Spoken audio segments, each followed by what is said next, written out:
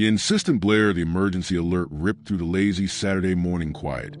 A digital shriek that felt like a physical assault on my eardrums. My phone would have been peacefully slumbering on a nightstand, vibrated violently. The screen flashing that aggressive, attention-grabbing red. Emergency alert. Reports of the dead returning. Confirmed cases near Atlanta. Remain indoors and secure your residence immediately. Tune to local news channels and official government broadcasts for further instructions. The dead returning? My brain, still happily adrift in the warm fog of sleep and the lingering echoes of a bizarre dream involving sentient tacos, sputtered and stalled. The dead returning?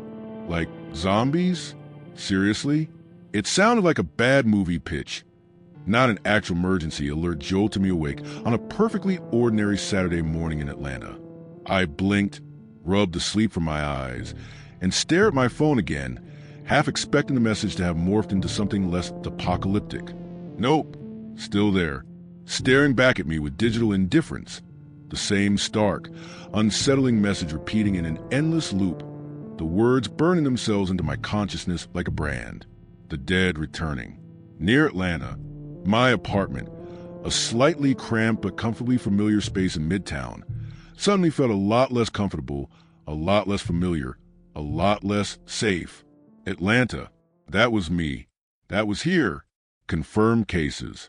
The phrase echoed in my mind, cold and clinical, stripping away any lingering hope that this was some kind of mistake, some elaborate prank, some bizarrely worded weather warning. Confirmed cases. That meant real. That meant happening. Right here. Right now. I swung my legs out of bed, the worn carpet cool under my bare feet, and shuffled toward the kitchen, my usual Saturday morning routine kicking in with a strange, almost defiant normalcy. Coffee. That was the first order of business. The smell of freshly brewed coffee was usually enough to ground me, to bring a sense of calm back to even the most chaotic mornings. Today, though, even the rich, dark aromas seemed a little muted, overshadowed by the creeping unease that had already begun to coil in my stomach like a cold, constricting serpent. As the coffee dripped, I flicked on the small kitchen TV, flipping to the channels until I landed on WSBTV, Channel 2, my local news station. The screen was a jarring wash of red and white, mirroring the alert on my phone, the same stark message crawling across the bottom of the screen above a static image of the station's logo, punctuated by the insistent, repeating klaxon of the emergency broadcast system. No anchor, no reporter, just a relentless, repeating text. Emergency alert. Reports of the dead returning. Confirmed cases near Atlanta. Remain indoors and secure your residence immediately. Okay, that was definitely not normal. Even for severe weather alerts, they usually had someone on air, explaining what was happening, calming nerves, assuring everyone it was just a precaution. This felt empty, ominous, like the city itself had fallen silent, waiting for something terrible to happen.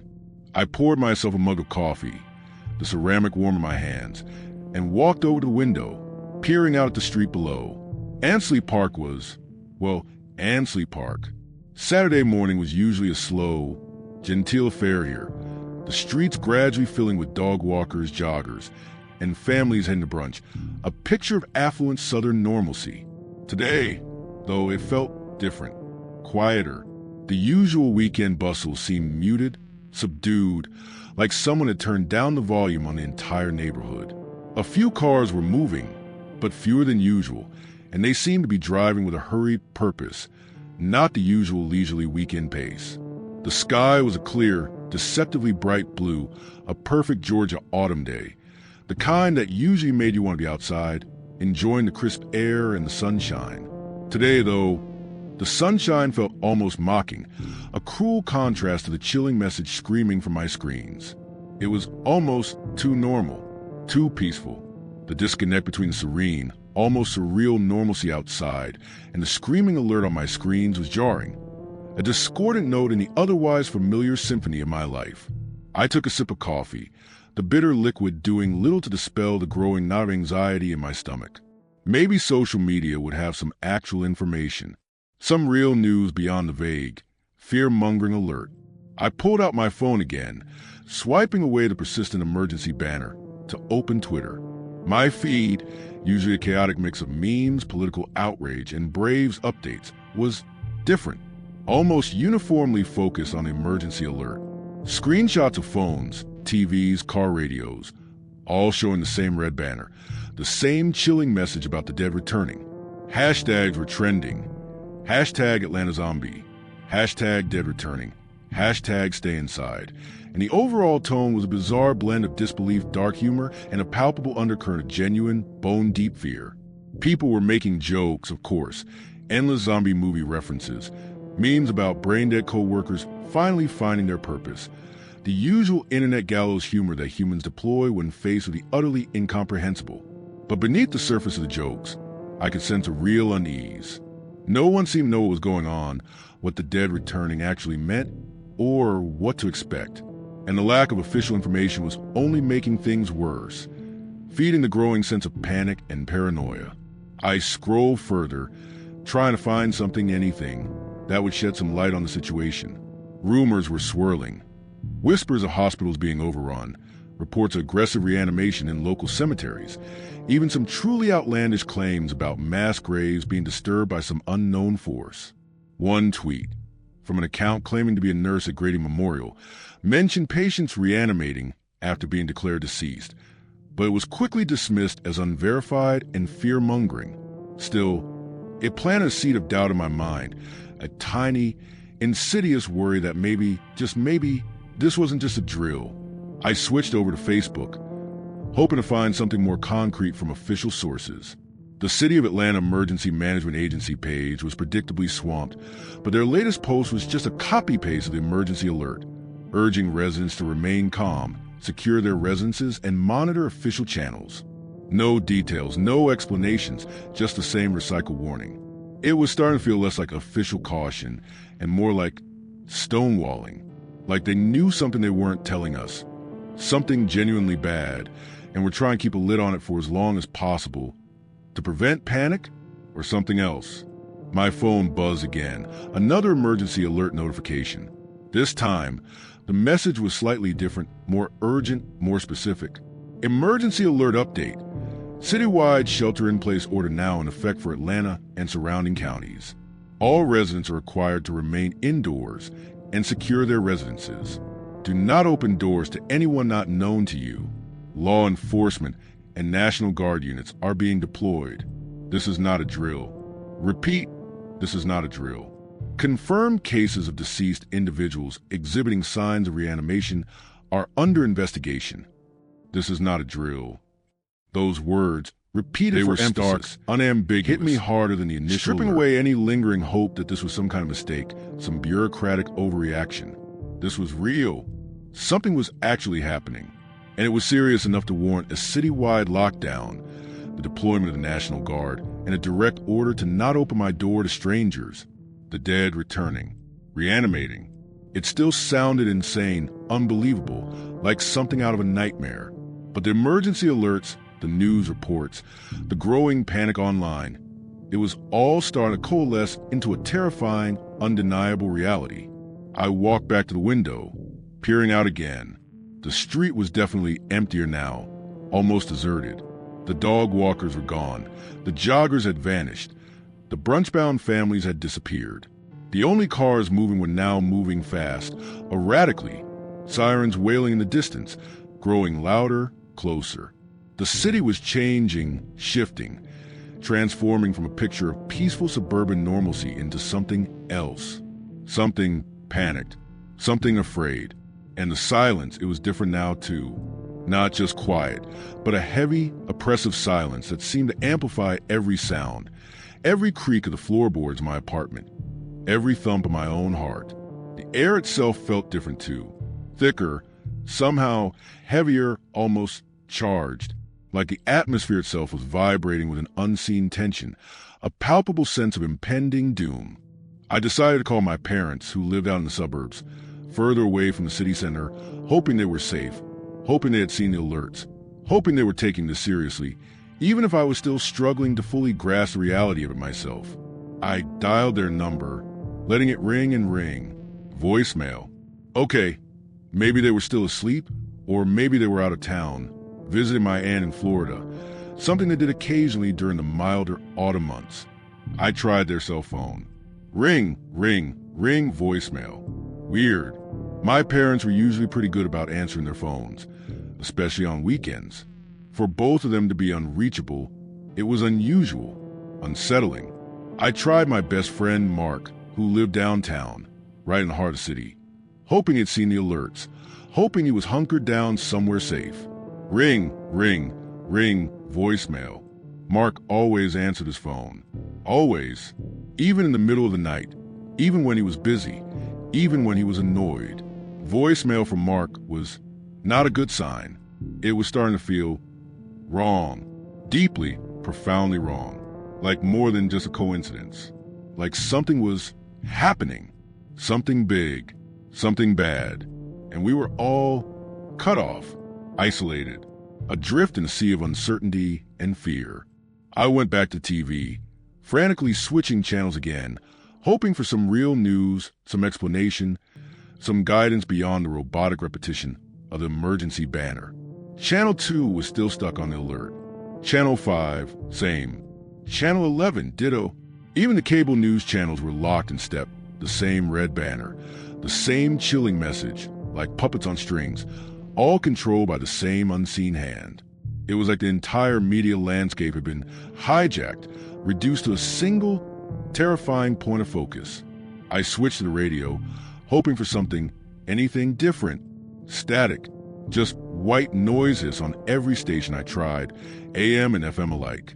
It was like the airwaves themselves had been cleansed, scrubbed clean of all human voices, all human sounds, leaving behind only the cold, indifferent noise of the universe. The silence in my apartment was deafening now, broken only by the low hum of the refrigerator and the increasingly frantic thumping of my own pulse. I felt utterly isolated, cut off from the outside world, trapped in a bubble of digital silence and manufactured fear, surrounded by devices that were now useless, inert, offering no comfort, no information, no escape. I went to my computer, hoping the internet, at least, might offer some unfiltered information, some dissenting voices, some real news, some anything. But the internet was just as chaotic and unreliable as social media, amplified tenfold. News websites were crashing under the weight of panicked traffic, timing out before they could even load.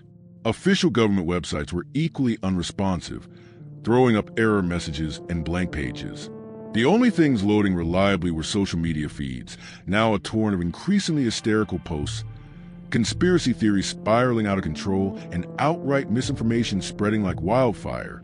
The dark humor had vanished entirely, replaced by raw, unfiltered panic and desperate pleas for information.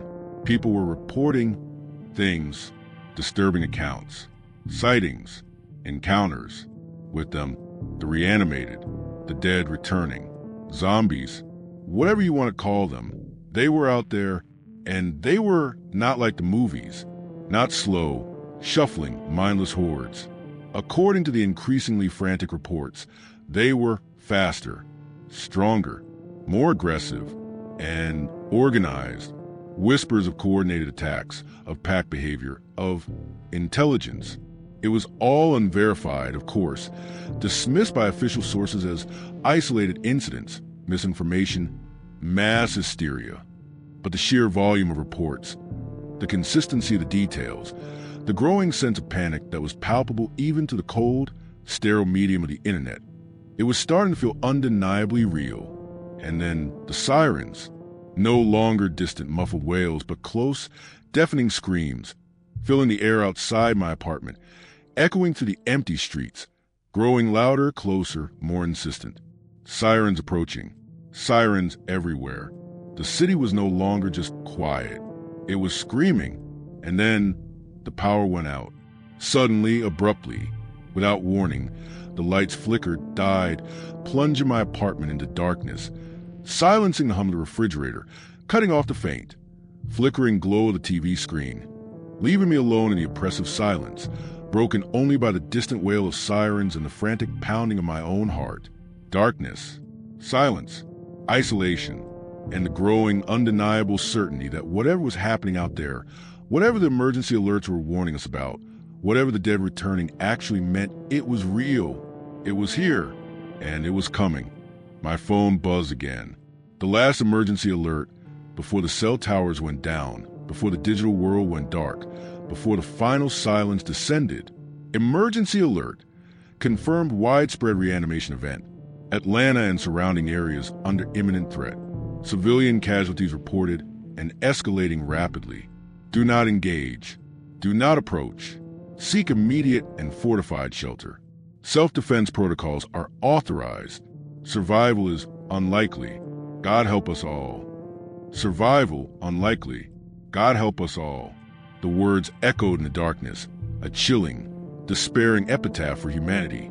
A final, desperate plea whispered into the void. And then silence. Complete, absolute, deafening silence. Broken only by the distant, horrifying sounds that began to filter through the walls of my apartment. Through the sealed windows, through the very fabric of reality itself. Sound of chaos. Sounds of screaming. Sounds of something else. Something inhuman. Something hungry. And then the knocking started. Soft at first, almost tentative, barely audible above the distant chaos. Easily dismissed as the creaking of the building settling. The wind rattling the windows. The overactive imagination, a terrified man alone in the dark. But the knocking persisted. It grew louder, more insistent, more deliberate. Knock, knock, knock. Slow, rhythmic, persistent. At my door. Someone was at my door. Or something. Do not open doors to anyone not known to you. The alert echoed in my mind, a desperate warning. Do not open doors. But the knocking continued, louder now, more insistent, more demanding, shaking the doorframe, vibrating to the walls of my apartment, a relentless, pounding rhythm that threatened to break down the door, to break down my resolve, to break down me. Knock, knock, knock. And then a voice, whispering, just outside my door, barely audible above the distant screams and the pounding of my own heart. A voice that was not human. Not quite. Something else. Something dead. Listen, the voice whispered, a chorus of voices, layered, distorted, unsettlingly familiar, yet utterly alien. We're hungry. And as the knocking intensified, as the door began to splinter and crack, as the voices whispered their chilling plea, I understood. The dead had returned, and they were at my door. If you felt the cold grip of fear tighten as the knocking began and the whispers echoed in the darkness, please consider liking and subscribing to the channel. Your support allows me to delve deeper into the chilling reality of the undead and bring you more tales from the edge of survival. Hit that notification bell to ensure you never miss a new descent into the zombie apocalypse. Thank you for listening, and remember, sometimes the most terrifying monsters are not the ones we fear in the shadows, but the ones that return from the grave, hungry for more than just life.